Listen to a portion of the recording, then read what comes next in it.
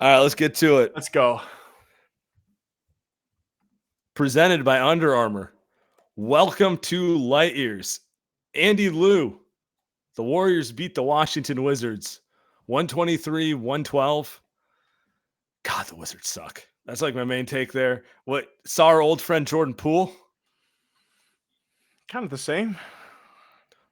Saw the GOAT, the legend, the point guard, Chris Paul, come back, play an excellent game. I don't know, kind of a boring Tuesday night 4 p.m. game for the West Coast, but some interesting stuff happened at the same time. Warriors got a win, which honestly, they just need to stack wins. That's all we care about. They won the game. They're 3 games up. They've got a roadie here that their next 2 games are winnable games. But there's stuff in this game tonight that matters moving forward. I think there's stuff for sure. And I want to start with number 11. All right, Klay Thompson.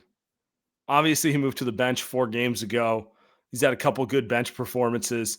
Tonight might have been his best one. I want to play this for you. 25 points off the bench, back-to-back 20-point nights, 6 threes, back-to-back games in which he's hit at least 5 threes. Hey, Klay, I don't care what your role is. You're going to get your minutes, and your shot still looks pure. Tell me how you're adjusting and coming off the bench here, because it's looking good, man. Same old Klay to me. Yeah. Honestly, Bonte, it's been a pretty seamless transition. I mean, it does have its benefits as far as letting the game settle, seeing the floor before you enter, and just relaxing. I mean, the nerves, especially when you start, can be apparent when it's a big night, but when you're coming off the bench, it's a little easier to relax, and I think that my game is showing that. I mean, interesting. It's interesting. He nailed it. He looks relaxed, man. He looks like Klay Thompson, you know, like the guy we saw the last 2 months before they went to the bench. It's a rough watch. I didn't enjoy getting on the pod and being critical of him. I didn't enjoy watching him sulk and hit his head down and just like, it sucks. He's one of the best players in franchise history. No one enjoyed that. New role coming off the bench. It's like, what was it, LaMelo Ball thing? New year, same me. New role. Now it feels like same Klay. You know, like he just he feels so much more comfortable here. And when he's comfortable, like, look, man, I know he's a step slower, but that shot, he can shoot the ball, right? Yeah, Fitz is hilarious because he kept talking about how if Klay sets his feet and the ball's in a shooting pocket, that thing's going in every single time. It's when he fades, and I'm just like, yes, we get it. We get it, Fitz. You talk to Steve Kerr, we get it. That's something that they're trying to have him avoid doing. But, you know, it does – the comfortable stuff is super interesting to me because I feel like Klay might be the most honest basketball player when talking about struggles, and he's not trying to sell us something.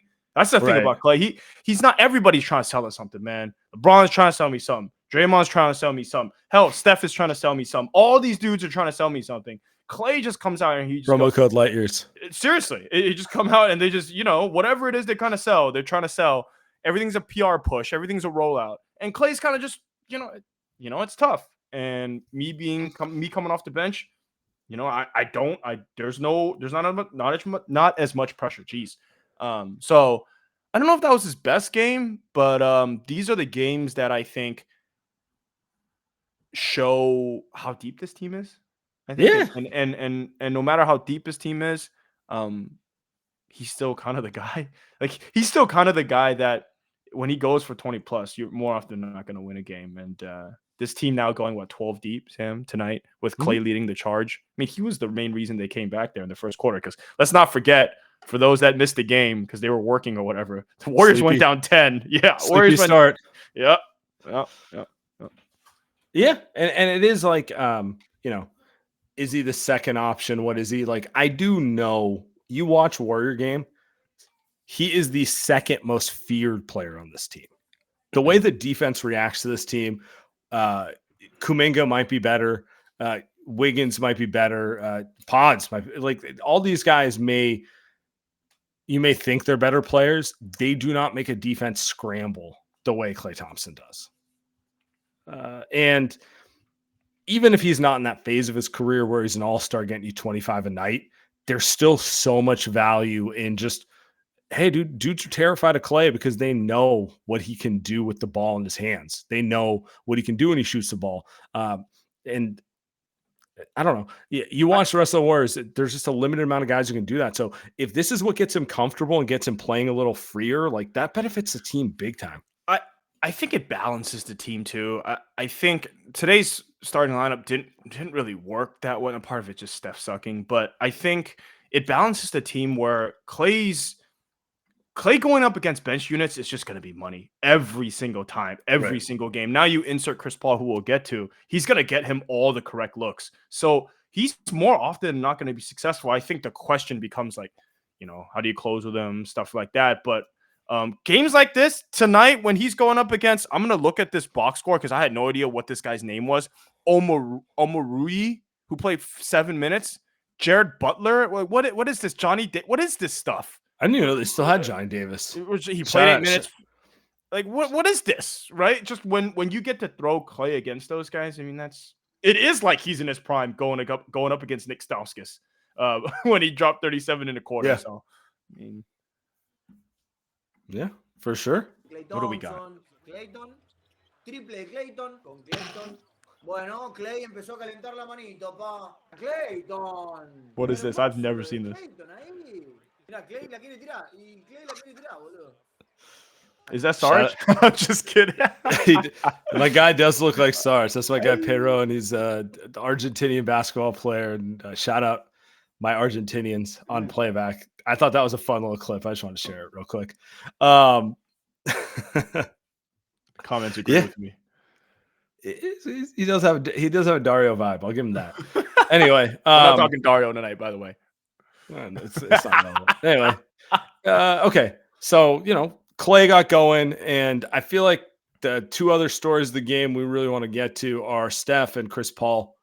Steph, another subpar game. Steve said he was fatigued last game. Are you worried about Steph? Like, do you think he's fatigued, or do you think it's just kind of like, man, it's a long season and they ask so much of him and he's going to have a few stinkers shooting the ball? Yeah, right. That's how it goes. The latter, right? I do think one thing, if I were to concern Troy a little bit, because I know you're going to love this, I do think Steph's regular season game is predicated on just shooting threes now. A lot of it is just shooting threes. I think part of it is he's older, obviously. Part of it is he's tired. Part of it, I think he's just slower, and he just doesn't want to bang bodies, man. It's a Tuesday night in Washington. They just played 2 nights ago. They had to fly halfway across the damn country. I just think he's like, I'm just going to shoot threes. I don't want to drive to the hole and draw fouls. I don't want to get hit. What's the point? And so I just think his game's super reliant on that now, especially in the regular season. I'm sure when they go and play the Lakers in a Boston Celtics this weekend. Yeah. Sure. Like, he's going to be, okay, I'm going to get to the hole. I'm going to draw. Like, I'm going to do what I need to do to win the game. But against Washington, he's like, what's the point? And so he just comes out. He's tired. He breaks a couple ones. He goes and sits down right after 8 minutes. He does a little passive thing. Then he comes back, same thing. And all of a sudden, the team doesn't really need him to score like they waited today. And then you end up just going 6 for 21. I mean, dude, he shot 16 threes. He's 16 of his 21 shots, which means, to your point, 1, it means the Wizards just don't even get their hand up. 2, also it means, like, he's, to your point, I agree with you. I'm not concerned about, getting to the rim this game. I'll save that for the better teams. I'll save that for Thursday night MSG when the lights are on, I agree with you. Okay. He's played 53 games this season. How many games are left this season if he plays every single 50 game? He's played 53 out of 55. Wow. That's what you know. He's going to play 75 plus games. Can take that. He's leading the team in minutes. All this bang up team building, guys. Bang up. Anyway. Yeah, right. I mean, to the funniest part is they do have a really deep team. That's the funny. And now they've got a guy that can take those minutes, but very little of it works without Steph. Yes, so Yep. But they did get back my guy, the point guard, Chris Paul. Let's go. Unless we got Steve Kerr, the post game, real quick. Start things off on an evening where you have the type of ball movement and assists, almost 40. Does that give you a sense of getting Chris Paul back, some of the other pieces that you're moving in the right direction going into this March? Yeah. I mean, we've been playing pretty well over the last month or so, and I've really been looking forward to getting Chris back. You could see why tonight. He's a plus 17 in 21 minutes. Always in control of the game. I thought the way we closed the third quarter was really important. He was at the helm. He found JK for a lob, and we got to stop. Got the last shot of the quarter, so we just handle things better with Chris. He's Yeah, I mean, I do wonder. So perfect game for him to come back against. The grudge match against the Wizards, who traded him, even though he was there for 3 days. It's perfect, like soft landing for him to start one of the worst teams in the league. But he does present an opportunity to potentially limit the wear and tear on Steph, which is important.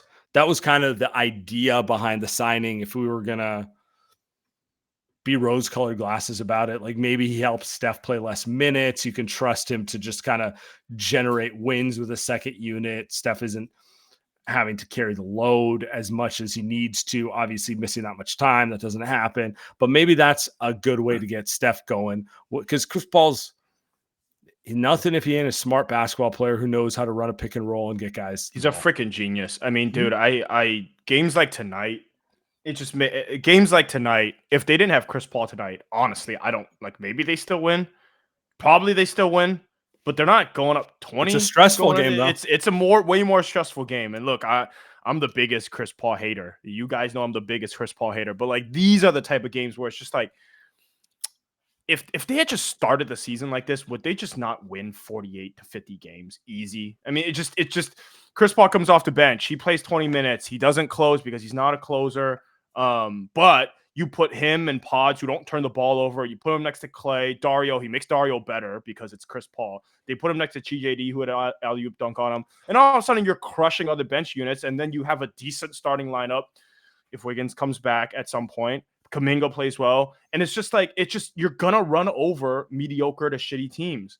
It's a good formula. They just had to rely on him to play 30 minutes at the beginning of the season. That's why they were losing games. Because Draymond was suspended. You can terrible. Klay was on and off. We sound like Fitz, man. But it's just games. You watch this and GP2 was hurt for damn near half the season. It's just this is division. I don't know what their ceiling is, but they certainly shouldn't be a 10 seed, right? This is the type of stuff where you look back on this. It's I don't think they can win a championship, but they should at least be the 5 seed.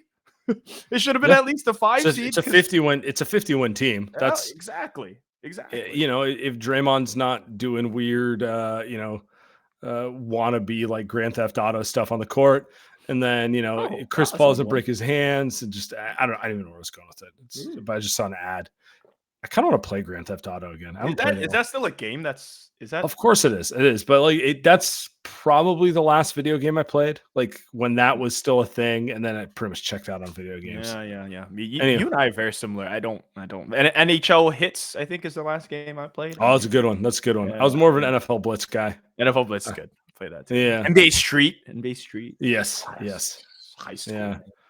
And then FIFA. FIFA's a classic. The FIFA battles. But yeah. Anyway, back to the topic. I would have liked to see more Trace, if I'm being honest with you. Yeah. There was a couple pick and rolls with Trace and Chris Paul. Shocker. They went well. The Wizards can't guard. Simple. Trace is, he's the perfect pick and roll man. That's what he's best at, right? And Chris Paul obviously knows how to run a pick and roll, not turn the ball over, get it to your big while he's rolling. I'd like to see a little more of that. Steve just doing his young guy thing with Trace in general. So isn't Trace 28? No, I get you. Turned 24 a couple weeks. Yeah, no, but the point stands. Yeah. Cool. You want to do a read and then we can get some other stuff? All right. Today's Light Years podcast, we are brought to you by Good Chop. Everyone wants to start their year off on the right foot. And for me, that means making sure I'm eating well and have enough energy to do everything I want to do. But I'm not going to run to the butcher every day to get a fresh cut of quality meat. That's just not going to happen this time of the year. We're just too busy. We got too much stuff going on, man. We got Warriors games every other day. And that's why Good Chop is such a lifesaver for me.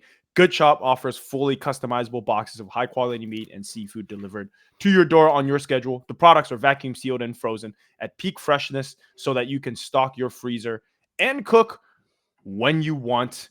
Choose from over 70 high quality cuts, 100% grass fed ribeyes, USDA prime filet, mignon, free range, and organic chicken breast. So this is the one that I actually get because chicken's healthy for me. Chicken's easy to cook for me. I air fry it.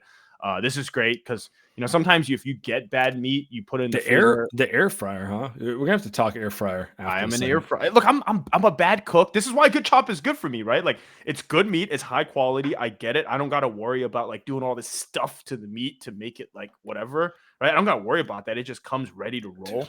Yeah, I got a toddler. I'm like, I need efficiency. I need this to move through fast, and I'm sure a lot of our listeners feel the same way. It's like I don't have 4 hours to meticulously marinate and get everything going. I'm trying to get this prepped and I want to taste good. It's all we care about. And actually, you know what? This is the best part. It won't cost a fortune. Good Chop's price per meal starts at just $3.74. So go to goodchop.com/lightyears120. Use code lightyears120 to get $120 off across your first 4 boxes. That's code at lightyears120 at goodchop.com/lightyears120.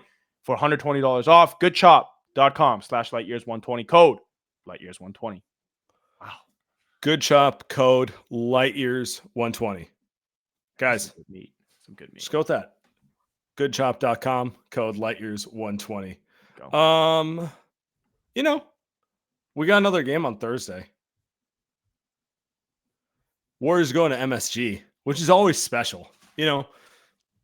A month ago I would have been, I don't even know if I'd be hyped for them to play the Knicks because the Knicks were playing so well. Knicks are a little banged up this week. No OG, no Julius Randle. They did drop tonight's game to the Pelicans. And that is why, to me, this is our Under Armour game of the week. Yeah. Because you got multiple storylines going into it. The Knicks are a good team, so you don't expect to win against them on the road, but they're a little banged up, and the Warriors need these wins. Probably not going to win in Boston, but you have a chance to win in New York against a better team because you're catching them at the right time. And then secondarily, do we need to get into the history of Steph Curry and MSG? This feels like the perfect opportunity for him to get back on track. Obviously 54 in 2013, kind of his coming out party. But I kind of forgot he set the record for all-time threes at Madison Square Garden. Yep. It is a historic arena. It means something to Steph. The comments are saying a 3-1 road trip would be great. This is the game that's going to determine if it's a 3-1 road trip as far as I'm concerned. That's absolutely correct. I think one thing to also throw out there, speaking of Under Armour game of the week, is that, you want to see Steph get back on track too. You kind of hinted at it. He's been bad. I mean, he's not shot well for a couple games now, and him. I mean, he was literally coming off a hot streak where he made 8 games in a row where he made 7+ 3. Absurd. Mm-hmm. And of course, he goes a little cold, and MSG is kind of probably the place that brings him back. It's a must-win game for the Warriors. It's the pivot game where I think we've seen the Warriors lose these type of games a lot. On the road. They're still a good team. They're still gonna be good. Jalen Brunson and playing it. Yeah, they're not. You can't. They're not a walkover team. Even with Vincenzo's gonna make 6 threes, right? Just because revenge game. Josh Hart's gonna grab 6 offensive rebounds because he's Josh Hart. Precious Achiuwa is playing 45 minutes a game because it's Tom Thibodeau. He's gonna be a dog in there. So it's not gonna be an easy win. Tonight was a joke. The Wizards are a joke. The Knicks are not. They're not rolling over for you. And I will say this, I pulled up the standings here. Yeah, the Warriors are 3.5 games back of the 6th seed. Obviously, it's going to be an uphill fight because there's a lot of good teams in front of them. There's the Mavericks, there's the Kings, Pelicans, Suns. So they're all good teams. If you want to get out of the play-in, these are the games you have to win. It's assumed you're going to beat the Wizards. It's assumed you're going to beat the Toronto Raptors on Friday. And, Sunday at the Boston Garden. All right, that's a schedule loss, right? These games, which I might call 50-50 games, maybe New York's favored, but they're a little banged up. You start winning a few of these, that's how you put yourself in that I might get out of the play-in range. And so that's why I see Under Armour game of the week is the most important game the Warriors are playing this week. All right. Yeah. I kind of think Steph's going to snap out of his slump. That's where I'm at with it. I think MSG means something to him. I think he's shooting the ball poorly. I also look, Steph's our favorite player. How many Steph Curry games do you think you've watched? Do you think you watched 1,000? Wow. Yes. Yes, absolutely. How many think games so. has he played in his career? I think I've watched every Steph game. If not live, I've watched He's technically not. Well, no, he's played over 1,000 if you count the playoffs. So play, of course, playoffs. Yeah. Of course. He has played as a Golden State Warrior, so we're not counting international games. Although I didn't miss those either. Yeah, I was just to be clear, guys, we didn't miss those either. 935 plus 147. It's about 1,100 games. Yeah. Wow. We've Might watched not- 1,000 plus Steph Curry games. He does have it in him to kind of go through the motions and just chuck against a team like the Wizards if he's not feeling like getting into it a little bit. I don't think you're getting that. I don't think we're getting that. I think the celebs will be out Thursday night in New York. He's going to have dinner with KD after. It's going to be a vibe, right? It's going to be awesome. What celebs going to be? Ben Stiller courtside? Lately I've noticed there's been, some more actors at Chase, because usually we just get the DoorDash CEO. We usually. I'm talking about Madison Square Garden. I know. Oh, I'm thinking of. Sorry, I'm thinking of but I'm saying lately we've seen more Madison Square Garden type people at Chase. Yeah. Because Madison Square, they got the best. Although MSG, I saw a video. The other well, week, nothing tops Laker games in terms of people who want to be seen. Yeah. They're not there to watch the game; they're there to be seen. I saw a lot of TikTok artists on the MSG, or these new actors that I didn't know who they are. Sam, that's how I know I'm getting old. So do you think Steph is sitting there and they're just they see all these You think Raymond 26-year-old Ritter actors? Introduces him to someone and he's like, I don't know who this is, but I'm gonna fake smile and be like, I love your stuff. He's got 2.8 million followers. I don't know who this fucking guy is. Yeah, he just does the thing when you meet someone who's just lying. They're just like, yeah, I love your movies. The fake dad. I love your TikToks. Anyway, all right. The other story I wanted to get to tonight was Andrew Wiggins was mysteriously out of lineup tonight. Okay, all right. Moses Moody started, which is good. We're a pro Moses Moody podcast. I thought Moses played okay. I thought he played it good. But Wiggins out, and I don't know if you saw Steve Kerr pregame. He kind of touched on it too. Didn't give me confidence when I heard Steve Kerr pregame. Not gonna lie. Did not make me feel good. Where he's talking about it. It's a personal matter. I don't know when he'll be back. I will talk about it when we talk about it. Which was not the thing I wanted to hear, given the context of Andrew Wiggins last year. And I don't know, for all I know, he could be back at MSG on Thursday, and we'll laugh about it and be like, man, we really concern trolled that segment. But because I don't know, I'm gonna have to go with that. You're gonna play it? All right. Quick thing, we don't know. We'll, just respect, obviously, respect Andrew's wishes for this to remain, just private and personal reasons, and we'll go from there. We'll start Moses tonight in his spot. So yeah, I mean, two things to talk about. One is Moses Moody got more minutes tonight. We can talk about Moses and talk basketball. Second is it would be a lie for me to not say I'm nervous, given the context of last year. And I want to know where your head's at it with it. Maybe I'm neurotic. It's possible. I'm not willing to admit that I might just be a little too neurotic about this sort of thing, but just seeing this, it reminds me so much of last year. And I don't know what to think at this point. No other player on this roster disappears and can't just give a reason for why they disappear. I don't know what is going on. Yeah, to me, it feels like they're not making a big deal out of it. They're not even talking about it. At all, which I'm sure that's part of the plan. I'd imagine it's probably not the same as last year because I think I hope so. Actually, I don't even know if I have a take. Andrew Wiggins, I hope you're good, sir. I hope you're good. No, I honestly don't have a take outside of sounding like an asshole. Are you worried? Yeah, I think I'm with you. I think I'm worried. Yeah, because who just goes out and just like, I guess Steve Kerr said we're like he said it right. We just listened to him. He said kind of similar to last year. Like we just hope he's good. So I was like, I don't know, man. Fuck.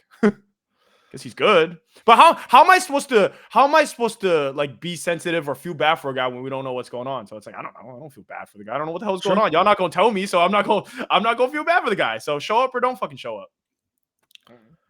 Yeah, I mean that's kind of where I'm at, and I'm not even. Let's avoid wading into those waters just yet. I'm just kind of like, my gut instinct is here we go again. That's my gut instinct, and my reason for saying here we go again is he's given me no reason to not believe that here we go again. Right? That's kind of my thing with it, which is, if Klay Thompson asked for a day for personal reasons, I think you and I would just be like, all right, whatever, it's Klay, because he has so much credibility built up in my mind, right? In this case, it was weird last year, and we all know that they didn't think he was going to disappear for 2 months. So I don't know what to think. I don't know. It's a little bit of a concern troll, but I think at its core, I don't think it's unreasonable for you and me to be like, I don't know what I think. I don't know what I think right now. The Warriors weren't too happy last year, so I think that's kind of all I kind of need to know is they weren't too happy about it by the time he came back, and there's a reason why he played through that rib injury when honestly he probably shouldn't have. So I don't know. They didn't come back and say, "Oh, yay!" It's like, hey man, where the fuck were you? Anyway, yeah, no, I mean it's true. It's true. I'm gonna give it again. If he's back Thursday, we'll laugh about being concerned. Like, I don't think it's unreasonable to be concerned, but like we'll laugh about it, and hopefully that's the case. Hopefully that is the case. But anyway, Moses got to start today, which I thought was cool on multiple levels. One, it means that they're committed to Klay coming off the bench, which I like. Just make him comfortable, make him own the role. Two, Moses Moody deserves more minutes, man. He just does. I don't know. What do you think of his game in general? I love me Moses Moody. So let's actually spend a little time on this one because people's arguments are very clear. Sam, one way is that what minutes are Moses Moody going to take? Right, that's everybody's argument back, and I always go, well, you can take minutes pretty easily from guys. It's just a matter of, are you actually going to do it? Because he could play more minutes for guys that shouldn't. Why do you play 4 guards? Why is Dario Saric playing 14 minutes? Right? Why does Lester Quinones play those minutes? And you're saying like, oh, he plays good defense. It's like, no, does he play great defense? He handles the ball more. Do they need him to handle the ball more? Like, do you need 3 guys that can handle the ball?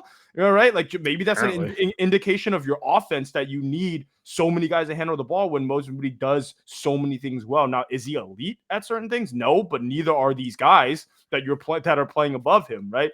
And so my thing is always, you find a way for guys that, if he's a guy that played 20 plus minutes last year in a postseason series, you find a way. Because I tell you what, you're not a team that's winning 55 games. So you're not good enough to sit this kid. And, I thought he played good tonight, right? Like he's not a special player. He's just a very good player. That's the majority of these Warriors players are that they are just very good players. GP2, very good player.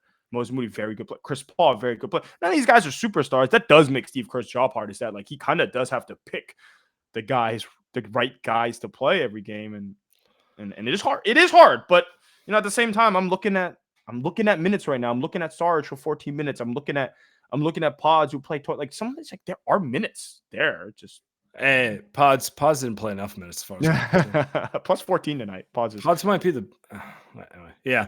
No, I mean there's minutes to be had there. Look, if I was to guess, Steve Kerr views him as a pure wing, and he's viewing it as like, I have Klay, I have Wiggins, and I have Kuminga, and GP2. These are guys I want running like basically not handling the ball. It's a polite way to put it, right? And he kind of gets the short end of the stick, right? Like he can't shoot it like Klay. He can't defend like GP2. He's not as all around versatile as Wiggins or Kuminga in some ways. So he just kind of always the odd man out in that mix. I don't know that it should be that way. I kind of agree with you. The only team in the league who can't find ways to use wings who can shoot and defend a little bit, but I don't know. It's a tricky situation for him when I think Steve Kerr's just not going to change ideals, right? So we're kind of just arguing against the wall. Really, it is what it is. We're arguing against the wall. Like he's not going to play.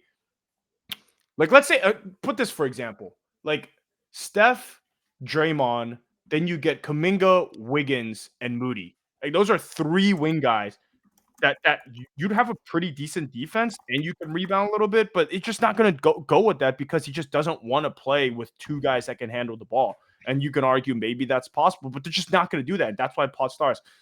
And so that's why they go with 4 guards. That's why half this roster is guards, right? So there's just the lack of balance there doesn't really work. And I think that hurts Moses Moody because would you say that how many teams in the NBA could he play 15 to 20 minutes for?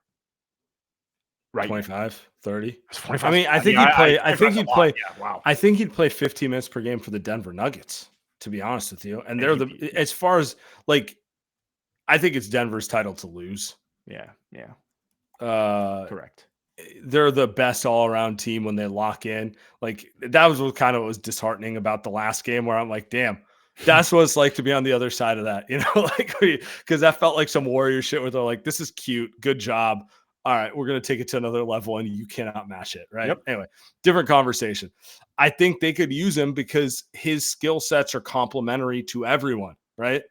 They're okay. I play off ball. I hit shots. I will defend hard. I will crash the glass. I will get rebounds. I'll do a little bit of everything. I'm kind of a jack of all, master of none, right? Like, but you can't tell me. I'm looking at the Nuggets rotation now.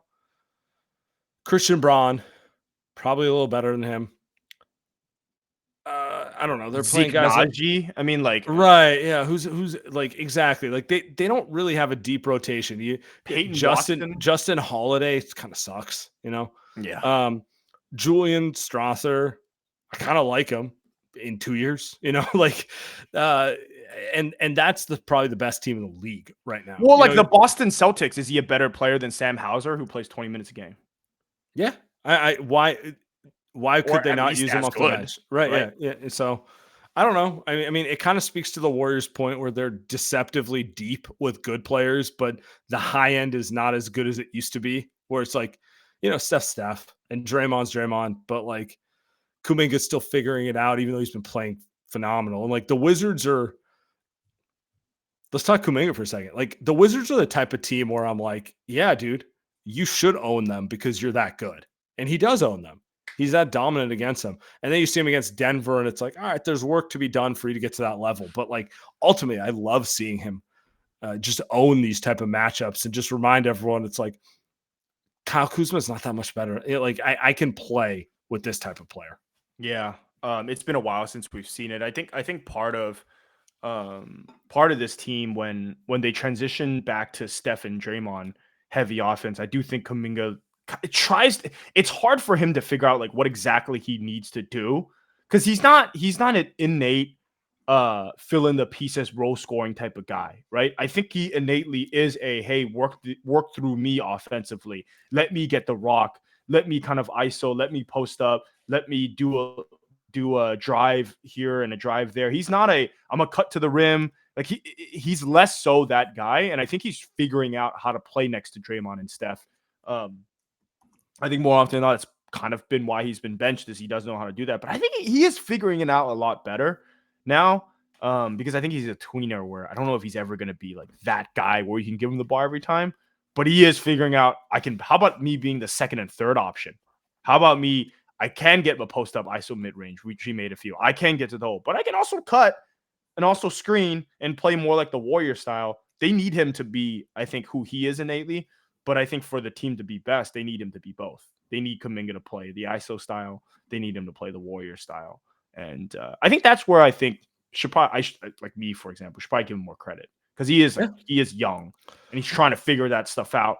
And I think not many other players in the NBA have to figure that stuff out. Most players in the NBA can just play that fucking ISO style and fail at that or figure it out, right? Like fail meaning like Andrew Wiggins failed in Minnesota, or like Aaron Gordon failed in Orlando, or like Jalen Green, someone that was drafted for him, is currently failing in Houston. Actually, I shouldn't put those three together because those other. But I hear what you're saying. Like Andrew Wiggins is actually a great example of talented guy, went to a team, had to play through it to figure out who he really was. You know, like that's really what you're talking about. It's like Kuminga didn't get the I'm on a bad team and I get to experiment to figure out what I do and what I don't do. You know, Jordan Poole even got it, right? Jordan Poole got a year of it.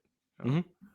I will say the thing that excites me most about Kuminga is his passing. I'm not saying he's going to be Steve Nash or anything, but like his ability to leverage his physical advantage and make a read is something that the wings the Warriors have had over the years can't do. Klay doesn't really do that. Wiggins doesn't really do that.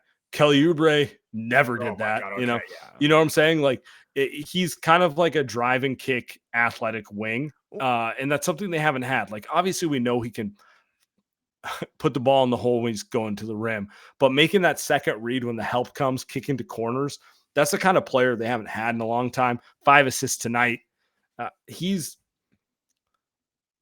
capable of being a better passer than like the Jaylen Brown type of wing. And like, honestly, if he becomes a player who's like Jaylen Brown or Pascal Siakam, like that's a huge win. And that's kind of who I think he will be over time. Wow. So, that's who the Warriors have been missing. I was thinking about this earlier today, actually. So I'm glad you brought it up. They are missing the wing passer, not even the wing passer, wing decision maker. Right. And it's not really it's not Kuminga's fault because he does so many things better than like an Otto Porter or an Andre Iguodala. But those are the guys that make the Warriors work, which is why the Warriors are starting Podziemski, because Podziemski does all those things that Otto Porter and Andre does. The problem with Poz is he's freaking 6 inches shorter than those guys, 7 inches shorter than those guys. So it just makes it hard at the Warriors to play this type of style. So they're trying to fuse all this stuff together. And you talked about it in the last show. It's like, well, you got Kuminga and Wiggins as your wings, but it's hard when those guys aren't. And then Klay, 3 guys that don't really dribble, right? So. But you need someone who you can trust. Yeah, you need someone you can trust with the ball to make a basic read. With the ball, it's hard, man. It's hard, especially against great teams. Draymond made the wrong read every time in crunch time against Jokic. I mean, that stuff is hard to make those reads, and we've seen Draymond make the right read for a long, long time. So I don't know if that's fair. I wouldn't put the pressure on that to Kuminga, but I think that is, if he can get there though, we're talking the next 2, 3, 4, 5 years. I mean, that's someone. Yeah. That's if he can make those. Get that playmaking. In the perfect world for the Warriors, they get Wiggins shooting like he did 2 years ago, or they replace him with a 2-way wing who can shoot like he did 2 years ago, next to Kuminga, who's more of a downhill player, and his passing will just continue to improve. But we'll see. I don't know. It's all positive. I feel like we should just end it at that. On to New York. See you all. We will be back here. Appreciate everyone. Thursday night. If you want to run the 10K with Andy and me, promo code Light Years, we'll be there.